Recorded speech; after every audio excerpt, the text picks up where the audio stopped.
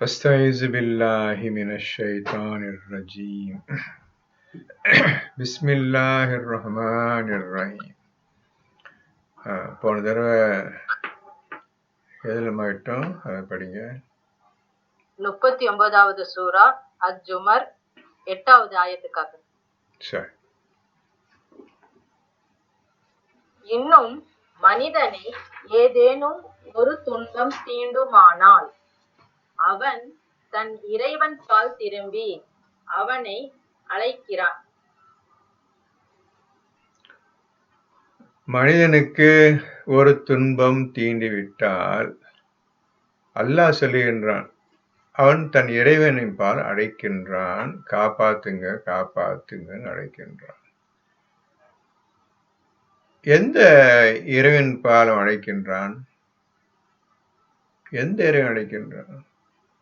அது ஒருத்தருமே அல்லாஹ் பற்றி நினைக்கிறதும் கிடையாது, அல்லாஹ் இறைவன் ஏற்றுக்கிறதும் கிடையாது.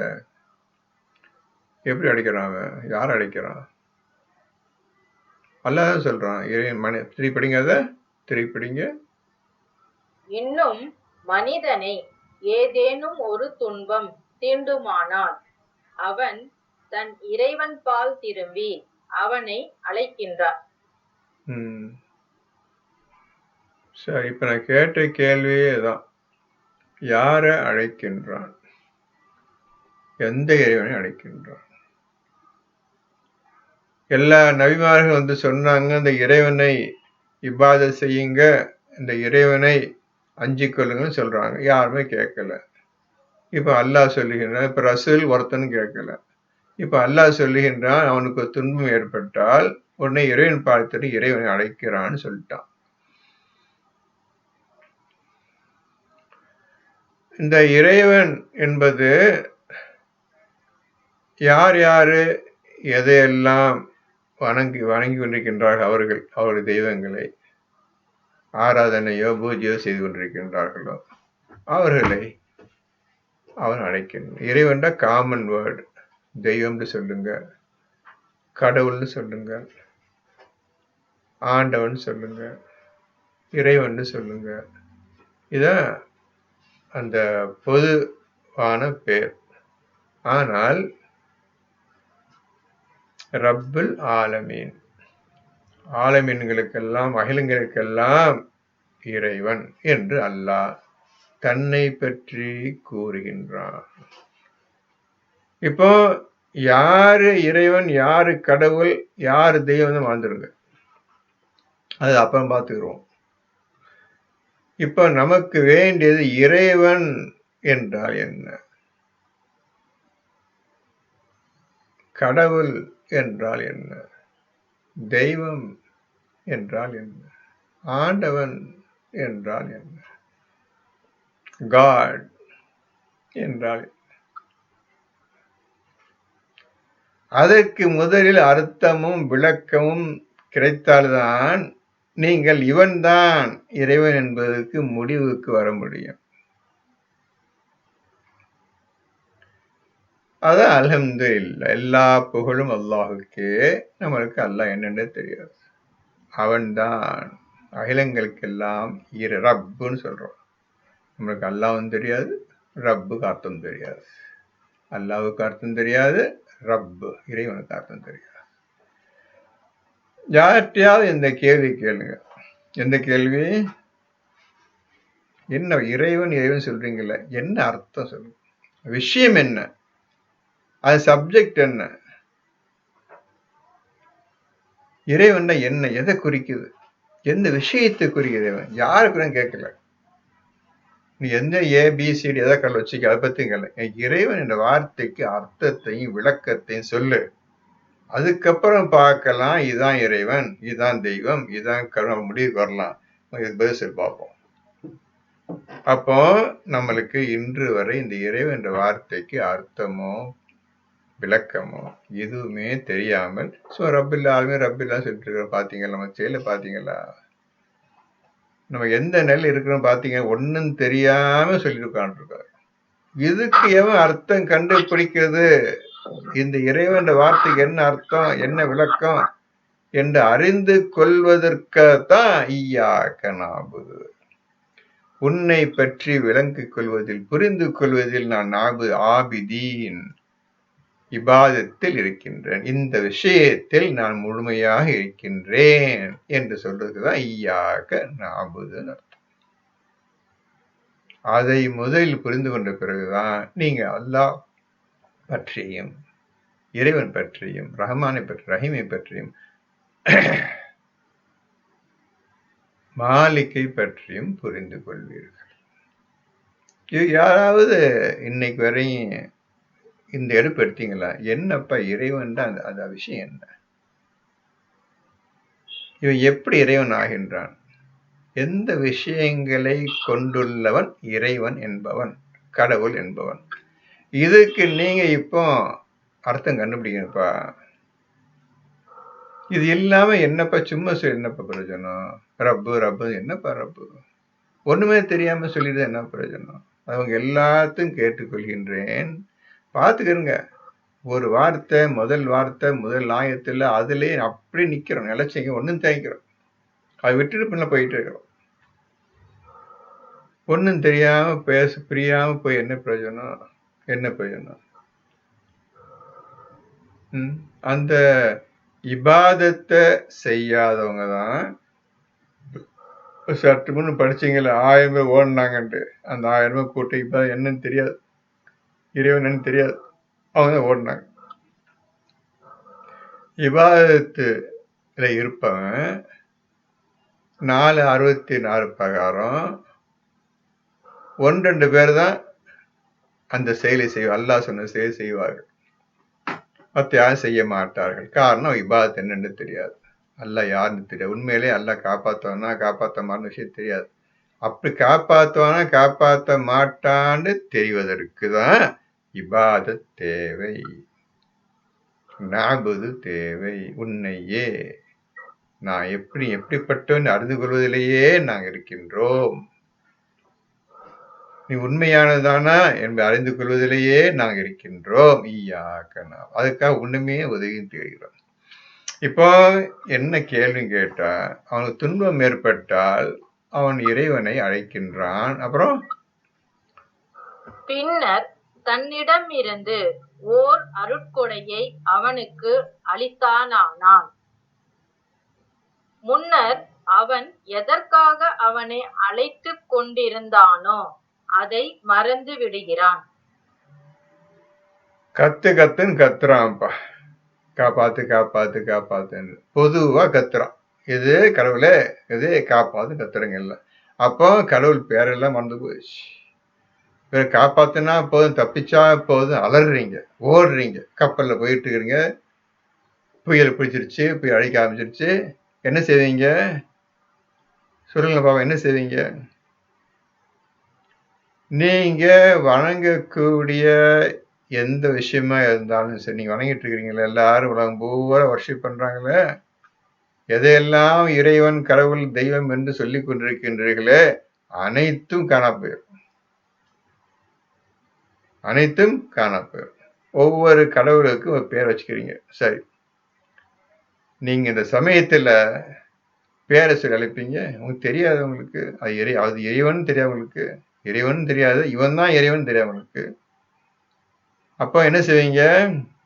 தப்பிக்கிறதுக்கு என்ன வழின்னு தான் பார்ப்பீங்க தவிர, நீங்க விரும்பும், நீங்கள் ஆசையுடன் எதை சொல்லி, எந்த பெயரை சொல்லி நீங்கள் உங்களுடைய இறைவன், உங்களுடைய ஆண்டவன், உங்களுடைய கடவுள் தெய்வம் சொல்லுகின்றீர்களோ, ஒரு காலம் இந்த பெயரை சொல்லி கூப்பிட மாட்டீர்கள். தப்பிக்கிறது உங்களுடைய அறிவையும் உங்களுடைய முயற்சியும் தான் நிற்பீங்க தவிர, நீங்க யாரும் எந்த கடவுளையும் கூற மாட்டாங்க, எந்த தெய்வத்தையும் கூற மாட்டாங்க, எந்த அல்லாஹையும் கூற மாட்டாங்க. எங்க தப்பி வழி இருக்குதோ அதை நோக்கி தான் ஓடுவாங்க தவிர, நீங்க ஒரு காலம் எங்க இறைவனை காப்பாற்றுவாங்க, என்னைய என் கடவுளை காப்பாற்றுவாரு, என் தெய்வம் காப்பாற்ற ஒரு காலம் சொல்ல உட்கார்ந்துட்டு இருக்க மாட்டீங்க, ஓடுவீங்க. அப்படி ஓடாமல் இருப்பவன் தான் இபாதத்தில் முழுமையாக ஆற்றல் பெற்றவன். இபாதத்தில் முழுமை ஆற்றல் பெற்றவனுக்கு இந்த மாதிரி துன்பமோ, இந்த மாதிரி ஒரு பெரிய அழிவு ஏற்படாது அவனுக்கு. ஆகவே அல்லாஹ் சொல்லுகின்றான், கத்துன்னு கத்துறாங்க. இப்பதான் அர்த்தம். கத்துன்னு கத்துறானுங்க. இவன் கத்துற கத்தெல்லாம் என் கால தான், நான் உண்மையான இறைவன், என் கால தான் விழுது. சரி போயிட்டு போறான்னு சொல்லி அளவற்ற அருளால் நிகழ்ச்சி அனுப்பி நான் சொல்லிட்டேன். போயிட்டு போக காப்பாத்தி விட்டுறேன். காப்பாத்துன்னு அடுத்த செகண்ட் எதுவுமே நடக்காத மாதிரி போயிட்டு இருக்கோம். எதுவுமே இது மாதிரி நடக்கலையே. அந்த மாதிரி என்னது ஒரு செகண்ட்ல அதான் எவன் காப்பாத்தான்னு அதை பத்தி மறந்துடுறான். எவன் காப்பாத்தான்னு தெரியாது. அது தப்பிச்சா போதுன்னு கரை இறங்கி போயிடுறான்ப்பா. இதுதான் அல்லாஹ் சொல்றோம். படிங்க. அல்லாஹ்வுக்கு இணைகளை ஏற்படுத்தி அல்லாஹ்வுடைய பாதையில் இருந்து வழி கெடுகிறான். யாரு காப்பாத்துன்னு தெரியல, தெரியாதனால அவனுக்கு ஒரு இணைய வைக்கிறான். இணைய வச்சு இதான் என்னை காப்பாத்துன்னு சொல்றான். வழிகட்டு போயிட்டான். நபியே, நீர் கூறுவீராக, உன் நிராகரிப்பை கொண்டு சிறிது காலம் சுகம் அனுபவி. நிச்சயமாக நீ நரகவாதிகளில் நின்றும் உள்ளவனே. இவ்வளவு தூரம் உதவி செய்து யார் காப்பாத்திருப்பாங்க என்று எனப்பே இல்லாமல் எல்லாத்தையும் நிராகரிச்சு திரும்பி உலக வாழ்க்கை பக்கம் போயிட்டு இருக்கிறிய, இப்படியே சிறிது காலம் வாழ்ந்து கொள்பா. நீ இப்படியே சிறிது காலம் சந்தோஷம் வாழ்ந்துக்க. எவ்வளவு வாழப்போற, வாழ்ந்துக்க. நிச்சயமா நரகவாசி, நீ நரகத்தில் தள்ளப்படுவன் தான் எனவே நீ அவரிடம் கூறுவீராக. எவர் மறுமையை அஞ்சி தன் இறைவனுடைய ரஹமத்தை ஆதரவு வைத்து இராக்காலங்களில் சுஜூத் செய்தவராகவும் நிலையில் நின்றவராகவும் அவர். நபியே, நீர் கூறும், அறிந்தோரும் அறியாதோரும் சமமாவார்களா? நிச்சயமாக ஜிகிர் பெறுவோர் அறிவுடையவர்கள்தான். ஜிக்ர வைத்து கொண்டுதான் இந்த குரானே நிற்கின்றது. குரானை புரிந்து கொள்ள முடியும், குரானை பின்பற்ற முடியும். அறியாத விஷயங்கள், தெரியாத விஷயம் அனைத்தையும் ஜிக்ரை கொண்டுதான் நீங்கள் அறிந்து கொள்ள முடியும். இப்ப மேல சொல்லிட்டான், இராக்காலங்களில் நிற்கின்றார்கள், சுஜூது இருக்கின்றார்கள். யாரு சுஜூது செய்ய முடியும்? இந்த சுஜூது அர்த்தம் யாருக்கு தெரியும்? ஜிக்ரு செய்வர்களுக்குத்தான் இது புரியும். இந்த ஆயத்து சொல்லப்பட்ட அனைத்து விஷயம் யார் செய்வார்கள் என்றால், ஜிக்ரு செய்வர்களால் மட்டும்தான் சுஜூதுன்னு ஆரம்பிச்சு இந்த கடைசி ஆயத்து முழுமையும் செயல்படுத்த முடியும். அதனுடைய விளக்கத்தையும் அர்த்தத்தையும் அடைய முடியும். ஜிக்ருல நான் கடைசி முடிச்சுட்டு, இப்போ நம்மளுக்கு ஜிக்ரு தெரியாது. சிக்கர் இருந்தாதான் சுஜூதில் இருக்க முடியும். என்ன செய்யணும், சுஜூது என்ன செய்யணும் தெரியும். சுஜூத் என்ற வார்த்தைக்கு அர்த்தமும் விளக்கமும் வேண்டும். சுஜூதில் என்ன செய்ய வேண்டும் அந்த விஷயமும் புரிந்திருக்க வேண்டும். எப்படி சுஜூது செய்யும் முறை அதுவும் தெரிந்திருக்க வேண்டும். எவ்வளவு நேரம், இரவு நேரத்தில் எவ்வளவு நேரம் சுஜூது இருக்க வேண்டும், இவ்வளவு விஷயம் இருக்கு பாசு வார்த்தைக்கு. ஒவ்வொரு வார்த்தைக்கும் ஏன் செய்ய வேண்டும், எப்படி செய்ய வேண்டும், அதன் அர்த்தம் என்ன, விளக்கம் என்ன, ஜிக்ர் ஃபார்மேட் என்ன, அது ஞானம் என்ன, ஹக்கீம் என்ன, ஒவ்வொரு விஷயம் ஒவ்வொரு வார்த்தைக்கும் ஒவ்வொரு ஆயத்துக்கும் இருக்குதுப்பா. இந்த மாதிரி ஓனாதான்ப்பா அந்த ஆயத்தை நீங்க முழுமைப்படுத்த முடியும், செயல்படுத்த முடியும். இது இல்லாமல் ஒரு காலம் முடியாது. பார்த்துக்கிறங்க, இந்த குரான் முழுவதும் ஞானம். வல் குரான் ஹக்கீம். இந்த குரான் முழுவதும் ஜிக்ர். சாத் வல் குரான் இது ஜிக்ர். இந்த குரான் முழுவதும் ஹக்கீம்னு சொல்லிட்டான். இந்த குரான் முழுவதும் ஜிக்ர்னு சொல்லிட்டான். இந்த குரான் முழுமையும் நீங்கள் சிந்தித்து பார்க்க வேண்டாமான்னு கேட்டுட்டான். 3 விஷயத்துக்கு அர்த்தம் இன்று வரை தெரியாது. ஹக்கீம் யாரும் சொல்ல முடியாது, எந்த மதத்தினும் சொல்ல முடியாது. ஞானம் சொல்றாங்க, என்ன யாருக்கு தெரியும்? என்ன ஞானம் என்ன? ஹக்கீம் சொல்றோம். சரி, ஜிக்ர் யாருக்கும் தெரியாது. சிந்திக்க வேண்டாமா, சிந்திக்க வேண்டாமா, சிந்தித்தறியக்கூடிய மக்களுக்கு தெளிவான நல்லுபதேசம் என்று அல்லாஹ் சொல்றான். என்னைக்கு நம்ம எந்த ஆயத்தை சிந்திச்சோம், இப்ப அதே கேள்வி சிந்தனை இந்த வார்த்தைக்கு கேட்கிறேன், புரிஞ்சுக்கிறங்க. சிந்தனை இந்த வார்த்தைக்கு அர்த்தம், விளக்கம். சிந்தனை எதை சிந்தனை செய்ய வேண்டும்,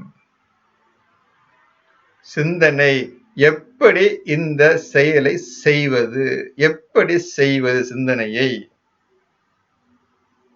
எந்த முறையில் இந்த சிந்தனையை நிறைவேற்றுவது, செயல்படுத்துவது, எதுவுமே தெரியாது. அவ படித்துக்கொண்டே போன என்ன பார்த்தோம், இன்னுமா சொல்றான டக்கு நிக்கணும். அவர்கள் இந்த குர்ஆனை சிந்தித்து பார்க்க வேண்டாமா? இது அல்லாஹை தவிர வேறு யாரும் வந்திருந்தா, அல்லாஹை தவிர மற்ற யாரும் வந்திருந்தா அநேக முரண்பாடுகளை கண்டிருப்பார்கள் என்று 482 சொல்றான்ல. இதை எத்தனை பேர் படிச்சிருப்பீங்க? சரி, ஜிக்கர் விட்டுருவோம், ஞானத்தை விட்டுருவோம்ப்பா, சிந்தனை சிந்தனை ஊரு போ இந்த பேச்ச பேசுறாங்கப்பா, இது என்னன்னு பாப்பமேன்னு என்னைக்காவது நீங்கள் இதில் இறங்கியது உண்டா? இல்லையே. அப்போ ஏன் இறங்கல? நாபுது அது பாராமுகமாக போய்விட்டது. இய்யாக்க நாபுது பாராமுகமாக போய்விட்டது. இபாதத் டோட்டலா நம்ம விட்டு ஒதுங்கி விட்டது. இபாதத்தில் இருக்கிறவங்க மட்டும்தான் இந்த எல்லாமே செய்ய முடியும், அது யாரும் செய்ய முடியாது. அதான் ஆரம்பத்திலேயே இய்யாக்க நாபுது ஆரம்பிச்சுட்டான். குர்ஆன் எது நிக்குதுன்னு கேட்டா, இந்த ஒரு ஃபார்முலா, நாபுது ஃபார்முலா அதான் நிக்குது குர்ஆன். நம்மளுக்கு நாபுது வார்த்தைக்கு அர்த்தம் தெரியாது. பார்த்துக்கிறோங்க, நம்ம நிலைமையை பார்த்து நல்லா புரிஞ்சுக்கிறோங்க. எந்த விஷயத்தையும் தொட முடியலையே, எதுக்கு அர்த்தம் தெரியலையே, என்னப்பா இந்த மாதிரி குர்ஆன் வச்சுக்கிறானே, எதுக்கு? அப்ப என்ன செய்யறது? ஒரே வார்த்தை இய்யாக்க நஅபுது, முற்று நுழைந்து விடுங்கள்.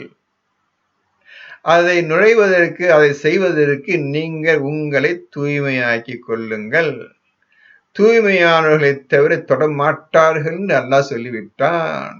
ஆகவே இய்யாக்க நஅபுதை நீங்கள் தொழுவதற்கும் செயல்படுத்துவதற்கும் தூய்மையாக ஆக்கி கொள்ளுங்கள். அப்ப அதுல அந்த வேலை நம்ம கவனிக்க. இங்கலப்பா இருக்குது முடிச்சு, இங்க அவுத்தாதான்ப்பா எல்லாம் தெரியும், நீங்க எல்லாம் இறங்கணும். ஓதிக்கிட்டே இருந்து சும்மா எழுதிக்கிட்டே இருக்கிறதுனால என்ன பிரயோஜனம்? நீங்க சொல்லுங்களேன். எதை செய்யணும், அதுல முழுமூச்சா நிக்க வரணும். அவன் சொல்றான தூய்மையானவர்களை தவிர தொடமாட்டார்கள்.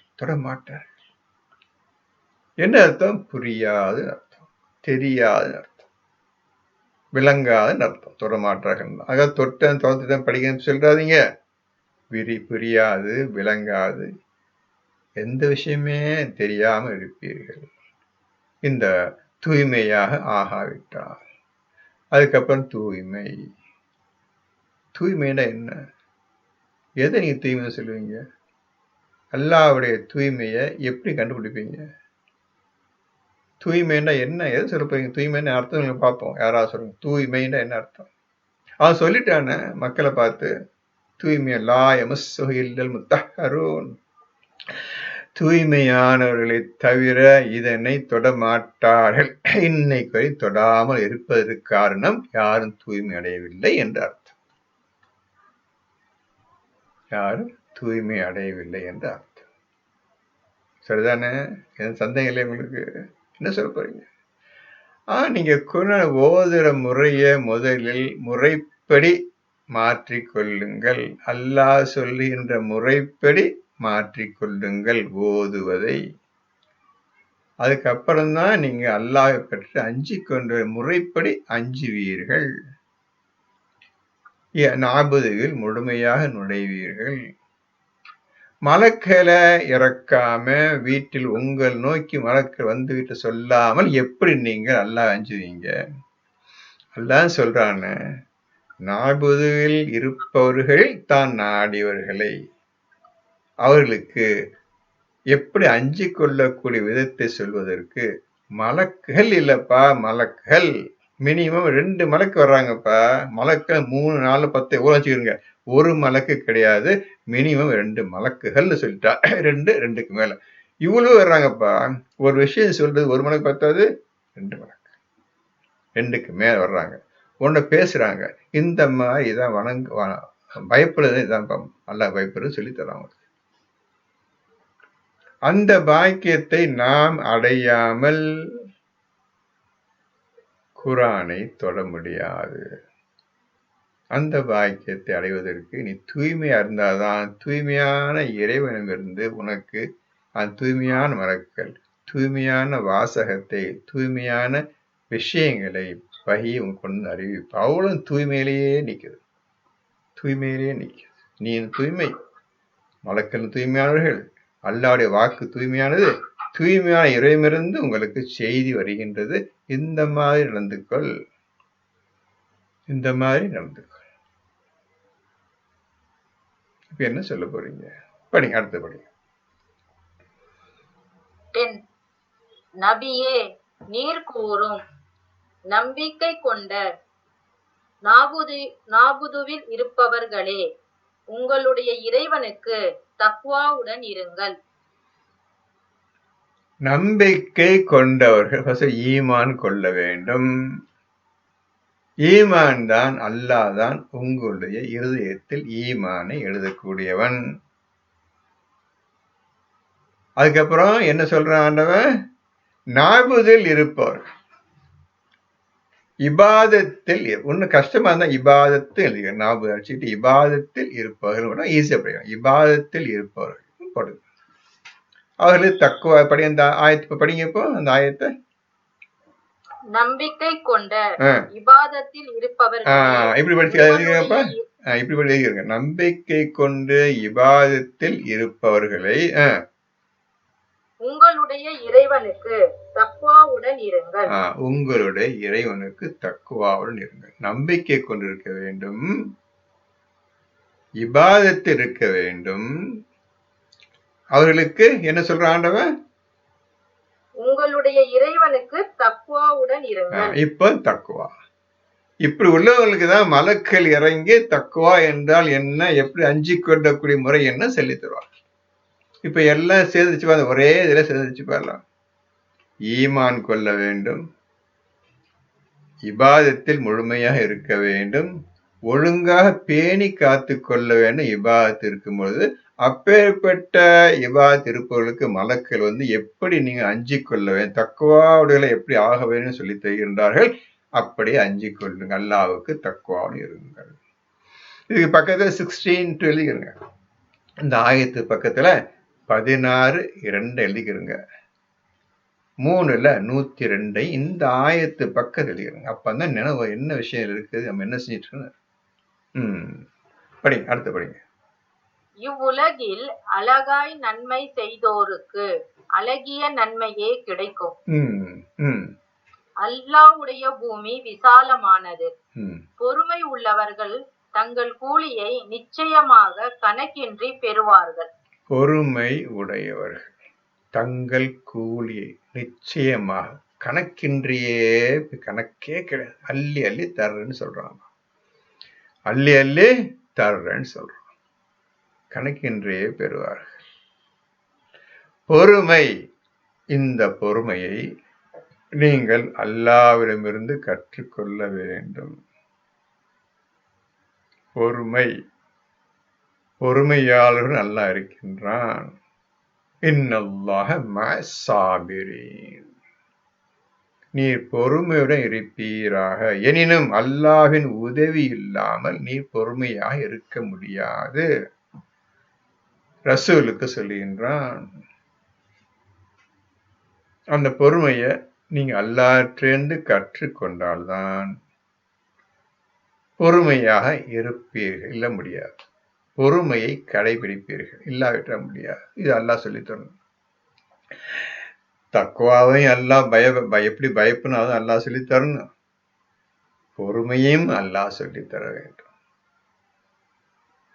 பொறுமையாளர்கள் மட்டும்தான் இபாதத்தை வெற்றி பெற்றவர்கள். இபாதத்தில் வெற்றி பெற்றவர்கள் பொறுமையாளர் மட்டும்தான். அவங்களுக்கு மட்டும்தான் பொறுமை அல்லாஹ் கத்துறோம். இந்த மாதிரி குர்ஆன் சொல்லுகின்றது, இந்த மாதிரி அல்லாஹ் சொல்லுகின்றான். இந்த பொறுமையை வைத்துக் கொள்ள வேண்டும். நான் உங்களிடம் போனதை ஒரு கேள்வி கேட்டு இந்த கேள்வி போட்டிருந்தேன் குர்ஆன் கிளாஸ்ல. அல்லாஹ் மூமின்களுக்கு என்ன சொல்லுங்க, மூமின்களுக்கு இந்த குர்ஆனை அருட்கொடையாகவும்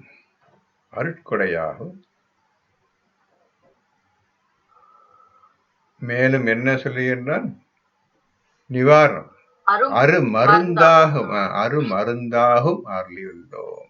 அருட்கொடை அருமருந்து ரெண்டையும் இந்த குர்ஆன் வைத்திருக்கிறேன், உபயோகப்படுத்திக்க. உனக்கு இந்த சாப்பிடணும், நல்லா நிம்மதியை வாழணும், என் அருட்கொடைய உபயோகப்படுத்திக்க. நோய் நொடி இல்லாமல் நிம்மதியை வாழணும், அதுக்கு இந்த குர்ஆனை நீ உபயோகப்படுத்திக்கப்பா. அருளியுள்ளோம் யாருக்கு? மூமினான மக்களுக்கு. நிச்சயமாக நாம் இந்த குர்ஆனை மூமின்களுக்கு அருட்கொடையாகவும் அருமருந்தாகவும் அருளியுள்ளோம். இதை எப்படி நீங்க பயன்படுத்துவீர்கள்? எந்த வகையில் பயன்படுத்துவீர்கள்? என்ன செய்வீங்க? அதை அருட்கொடை எதுவும் அடையல, காரணம் படிக்கிறது குர்ஆன் படிக்கல, வியாதி எது வந்தாலும் என்னத்தை செய்றீங்க, அட்டை போறீங்க, மருந்து சாப்பிட்றீங்க, எந்த சாப்பிட்றீங்க, இப்படி போயிட்டு இருக்குது உலகம். ஆனா இந்த மாதிரி சொல்றான். நீங்களே சொல்லுங்கப்பா. எவ்வளோ எனக்கு டைம்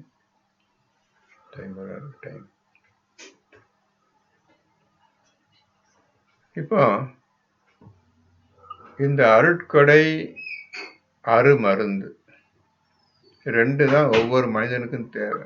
நோய் இல்லாம, வியாதி இல்லாம, எது இல்லாம, கஷ்டம் இல்லாம வாழும். அதுக்கு இந்த குர்ஆன் தேவை. நீ நிம்மதியா சாப்பிடணும், ஒரு வீடு வேணும், வாசல் வேணும், அதுக்கு இந்த குர்ஆன் தேவை. அல்லாஹ் சொல்லிட்டான். இது எப்படி உபயோகப்படுத்துவது? யார் உபயோகப்படுத்த முடியும் இந்த வாக்கியத்தை, இந்த ஆயத்தை 1782 யார் உபயோகப்படுத்த முடியும்? அதற்கு உள்ள ஆயத்து என்ன? இந்த குர்ஆன்ல நான் உங்கள்கிட்ட கேள்வி ஒன்று கேட்கணும். அல்லாஹ் எங்கேயாவது இந்த மாதிரி துவா சொல்லியிருக்கிறானா? எனக்கு சௌக்கியத்தை தாயா அல்லாஹ், என் வியாதி நீக்கு, என் தலைவலி நீக்கு, காய்ச்சல் இருக்குது, ஜுரமா இருக்குது, சௌக்கியத்தா, இப்படியாக கேட்கக்கூடிய துவா இந்த குர்ஆனில் யாராவது பார்த்திருக்கின்றீர்களா?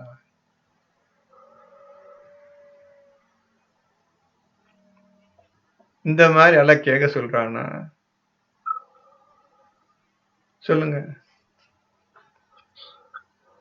கண்ணில் பற்று இந்த மாதிரி நெக்ஸ்ட் சொல்ற மாதிரி துவா கேளுங்க, இப்படி கேளுங்க என்று அல்லாஹ் இந்த இங்கே ஏதாவது ஆயத்து இருக்கின்றதோ? எல்லோரும் குர்ஆன் படிச்சுக்கிறீங்க, இந்த மாதிரி ஆயத்து கண்ணில் பட்டுச்சா?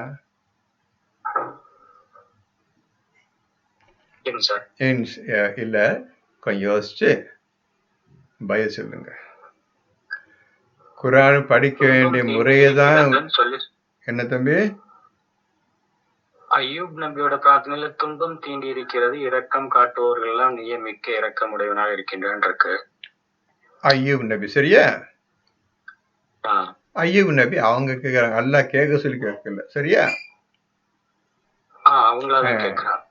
அதான் படிக்கும் போதே புரிஞ்சுக்கிறேன், இது அல்லாஹ் சொல்லி கேளுப்பா அப்படின்னு அவர் கேட்கல.